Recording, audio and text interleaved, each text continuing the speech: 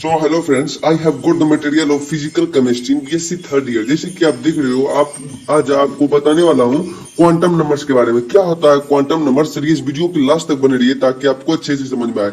इससे पहले आपको बोर का एटॉमिक मॉडल देख लेना होगा। अगर आप नहीं देखा है तो इस चैनल के प्लेलिस्ट में वो आपको मिल जाएगा, वहां देख सकते हो। मैं आपको बस इंग्लिश में भी बता रहा हूँ, एक्सप्लेन कर रहा हूँ। सबसे पहले अभी मैं आपको बताने वाला हूँ प्रिंसिपल क्वांटम नंबर्स के बारे में, एंड उसके बाद मैं बताऊंगा एजीमुथल क्वांटम नंबर के बारे में। उसके बाद मैं बताऊंगा मैग्नेटिक क्वांटम नंबर और स्पिन क्वांटम नंबर के बारे में। चलिए समझते हैं प्रिंसिपल क्वांटम नंबर्स के बारे में। बिना देर के स्टार्ट करते हैं। चलिए अब देखो यहाँ पे क्या है प्रिंसिपल क्वांटम नंबर। अब देखो यहाँ पे कहा क्या रहा है कि प्रिंसिपल क्वांटम नंबर कोई साइंटिस्ट थे जिन्होंने प्रिंसिपल क्वांटम नंबर करके एक थ्योरी दिया। उस पर चलिए नजर डालते हैं। सबसे पहले स्टार्ट करते हैं। कहता है यहाँ पे let's present it by N this.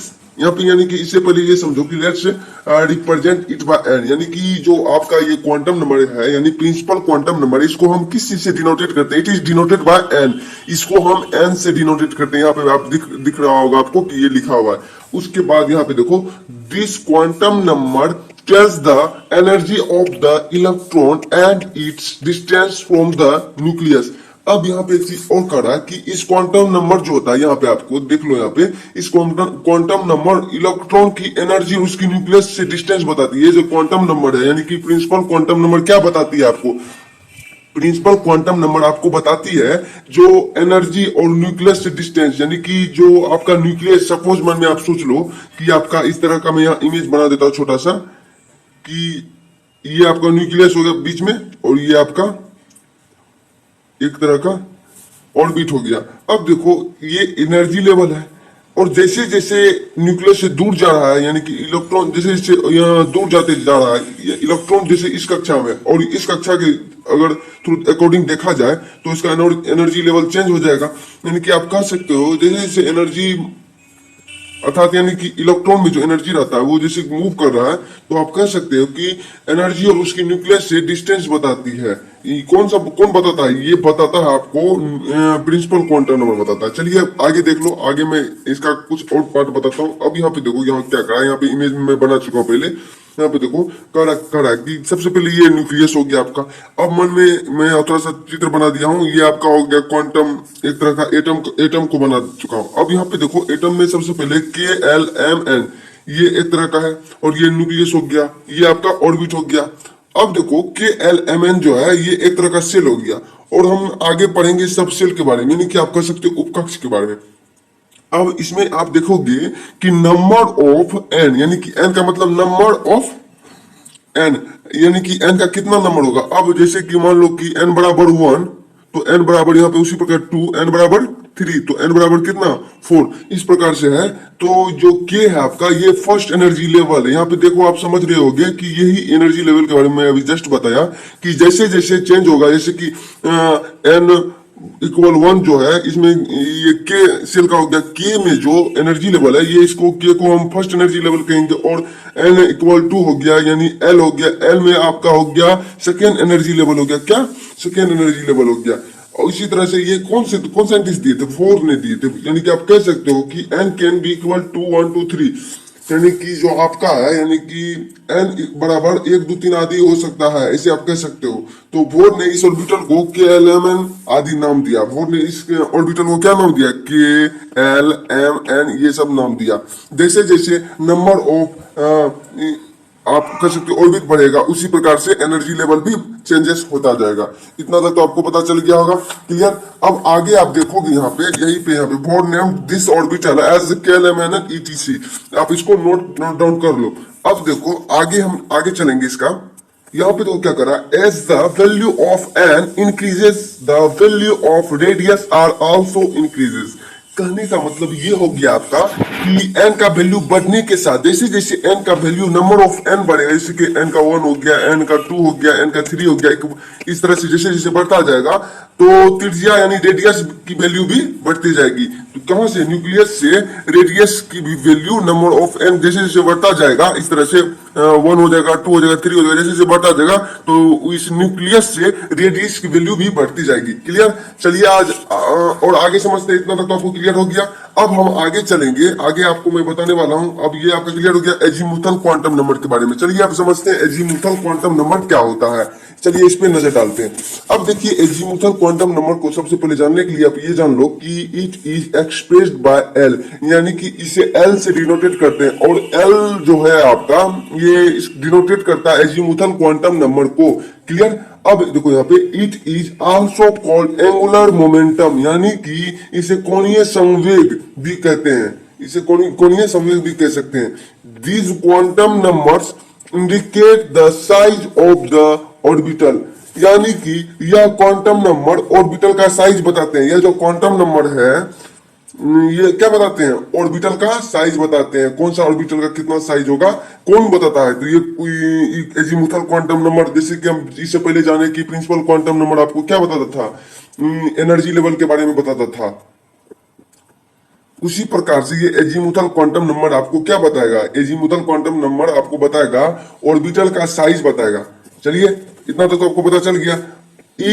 It's value can be 0, 1, 2, 3, 0, 1, 2, 3 आप कह सकते हो। इसका वैल्यू 0, 1, 2, 3 हो सकता है इसका वैल्यू। क्लियर? अब आगे देख लो आप। आगे यहाँ पे आप जानोगे which are called SPDF ETC, यानी कि जो SPDF इत्यादि मतलब कहे जाते हैं। अब उसके बारे में देख लेते हैं। जैसे कि नंबर ऑफ 1 के लिए L बराबर 0 हो जाएगा। देख लो यहाँ पे L बराबर 0 कब होगा? जब नंबर ऑफ यानी कि ऑर्बिटल का संख्या नंबर ऑफ 1 होगा तो L बराबर 0 हो जाएगा। जब n बराबर 2 होगा तो 1 कम हो जाएगा, ऐसे समझ सकते हो आप। तो यहाँ पे n के लिए n बराबर 2 के लिए हो जाएगा L बराबर 0। तो 0, 1 कह सकते हो आप इसको। 0, 1 यहाँ 0, 1 1 क्यों? 1 को इसलिए कहे कि ये जो 1 है आपका, 1 की जगह यहाँ पे L बराबर 0 हो गया। उसी तरह जब 2 है तो 1 की जगह 0 रखे और 2 की जगह 1 रखे। किसमें? तो इसमें। तो आप कह सकते हो ये कौन सा सबसेल है? ये आपका S सबसेल हो गया, ये आपका P सबसेल हो गया। और n इक्वल 3 जो है इसके लिए हो जाएगा L बराबर 0, 1, 2, 3, यानी कि ये SPD हो गया। ये SPD सबसेल का हो गया। क्लियर? अब देखो आगे आप L जो है आपका उप ऊर्जा स्तर, यानी कि सबसेल को निरूपित करता है। ये जो आपका सबसेल को निरूपित करता है। क्लियर? अब देखो आगे n इक्वल 3 है तो उसमें 3 सबसेल होंगे। इसमें कितना सबसेल होंगे? इसमें 3 सबसेल होंगे। कैसे? तो सबसे पहले ऐसे समझ सकते हो कि L बराबर 0 हो गया और L बराबर जैसे कि अगर n का वैल्यू 3 है तो L बराबर हो गया कितना? 0, 1, 2। अब बोलोगे कि 1 से क्यों नहीं गिने? क्योंकि हम जानते थे कि L जब है एजीमुथल क्वांटम नंबर हम 0 से स्टार्ट करते हैं और 1 की जगह हम 0 लिखे, इसलिए 2 की जगह 1 लिखे और 3 की जगह 2 लिखे, यानी 1 कम कर सकते हो आप। ऐसे समझ सकते हो। क्लियर? ताकि आपको समझने में आसानी हो। अब आगे देखो, the higher the value of the L the less is the electron bond with the nucleus, यानी कि L का वैल्यू जितना अधिक होगा, L का वैल्यू जितना अधिक होगा, यानी कि आप कह सकते हो अधिक, जितना अधिक होगा L का वैल्यू और L मतलब कि उतना ही कम होगा। क्या होगा कम? अब देखो यहाँ पे उतना ही न्यूक्लियस के साथ इलेक्ट्रॉन का बॉन्ड कम होगा। जो आपका न्यूक्लियस था और न्यूक्लियस और इलेक्ट्रॉन के बीच जो बॉन्ड था, न्यूक्लियस है ये और ये इलेक्ट्रॉन मान लेते हैं, और इसके बीच जो बॉन्ड था उतना ही कम होगा। बॉन्ड कम कम कम कब होगा? बॉन्ड कम जो है तब होगा जब उसमें L का वैल्यू जितना अधिक होगा, L का वैल्यू ज्यादा है तो हम कह सकते हैं कि न्यूक्लियस के साथ इलेक्ट्रॉन का बॉन्ड कम हो जाएगा। क्लियर? अब आगे देखो यहाँ पे ये हो गया आपका।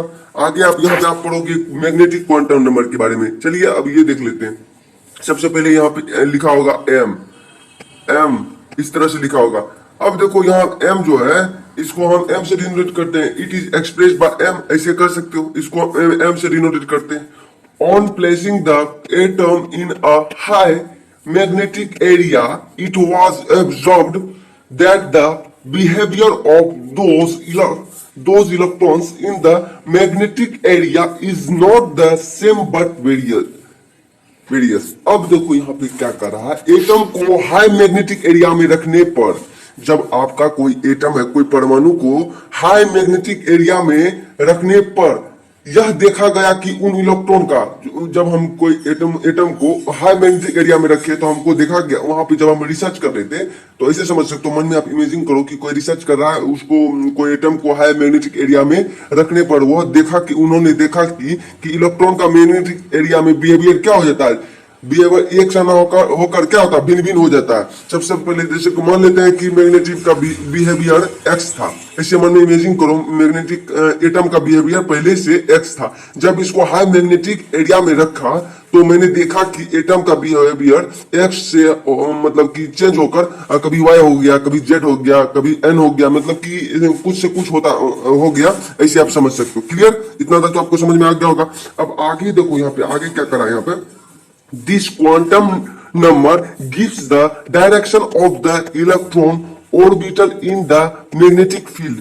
यानी कि आप कह सकते हो कि यहाँ पे इस क्वांटम नंबर जो है यानी कि ये जो आपका मैग्नेटिक क्वांटम नंबर है इसमें मैग्नेटिक फील्ड में इलेक्ट्रॉन ऑर्बिटल की दिशा का क्या होता है, ज्ञान होता है। इसमें आप जैसे कि उसमें देखे कि सबसे पहले एनर्जी के बारे में बताया प्रिंसिपल क्वांटम नंबर, दूसरा में बताया कि किस तरह से वो साइज के एटम का साइज के बारे में बताया, और ये जो मैग्नेटिक क्वांटम नंबर है ये किस चीज के बारे में बताता है, ये आपके मन में आया होगा। तो ये बताता है आपको इस क्वांटम नंबर में मैग्नेटिक फील्ड यानी जो मैग्नेटिक फील्ड है इलेक्ट्रॉन ऑर्बिटल की दिशा का ज्ञान होता है। इसमें क्या होता है, इलेक्ट्रॉन का जो ऑर्बिटल है उसका दिशा के बारे में उसमें ज्ञान मिलता है, उसमें ये नॉलेज मिलता है। क्लियर, इतना दूर तक तो आपको पता चल गया होगा।